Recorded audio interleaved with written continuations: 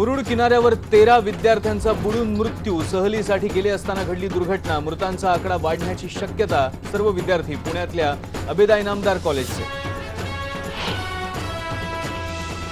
महाराष्ट्र सदन घोटाळा प्रकरणी छगन भुजबळांच्या घर आणि कार्यालयावर ईडीचं पुन्हा धाड सत्र। समीर भुजबळांची सुद्धा चौकशी।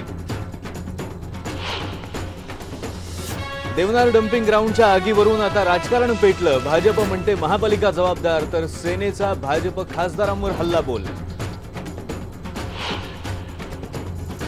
वसईतल्या भोंदूबाबा प्रकरणात ताब्यात घेण्यात आलेल्या दोघांना 7 दिवसांची पोलीस कोठडी। पोलिसांनी मार्टिन बाबतचा अहवाल ज्युपिटर हॉस्पिटलमधून मागवला। आजारपणातून बरे होऊन शरद पवार लागले कामाला। शरद पवारांनी आयबीएन लोकमतला दिली एक्सक्लुझिव्ह मुलाखत। खामगावचे माजी आमदार दिलीप सानंदा यांना अटक। नगर परिषद इमारत भ्रष्टाचार प्रकरणी कारवाई। जादा रकमेचे टेंडर काढल्याचा आरोप। मुंबईत चालत्या ट्रेनमध्ये महिलेवर विनयभंग। डब्यातल्या इतर महिलांच्या मदतीने गर्दुल्ल्यांना केलं पोलिसांच्या हवाली।